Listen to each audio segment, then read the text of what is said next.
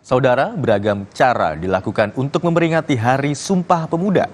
Di Surabaya, Jawa Timur, mahasiswa Universitas Kristen Petra membuat buku besar mencapai 2,5 meter berisi harapan. Sedangkan di Atambua, Nusa Tenggara Timur, ratusan pelajar mengikuti festival seni. Inilah buku besar yang diberi nama Pemuda Masa Kini. Buku ini berisi harapan-harapan para pemuda di Hari Sumpah Pemuda.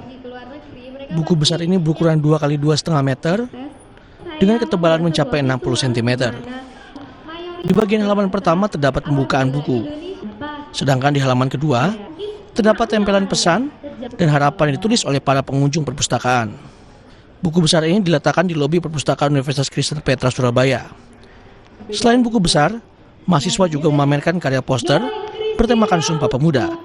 Selalu bangga dengan Indonesia, dan Sumpah Pemuda ini juga adalah salah satu ajang dan juga hari peringatan untuk kita untuk selalu ingat kepada Indonesia, dan ini adalah salah satu acara yang sangat diantisipasi oleh banyak orang untuk bisa mengingat Sumpah Pemuda dan merayakannya bersama-sama.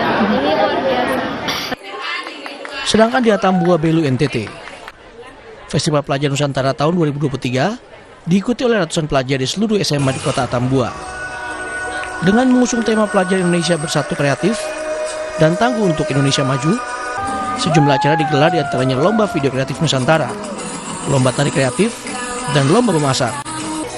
Kegiatan Festival Nusantara tahun ini merupakan kegiatan yang kedua kalinya diselenggarakan menyongsong Hari Sumpah Pemuda. Tim Liputan Kompas TV Surabaya, Jawa Timur, dan Belu, NTT.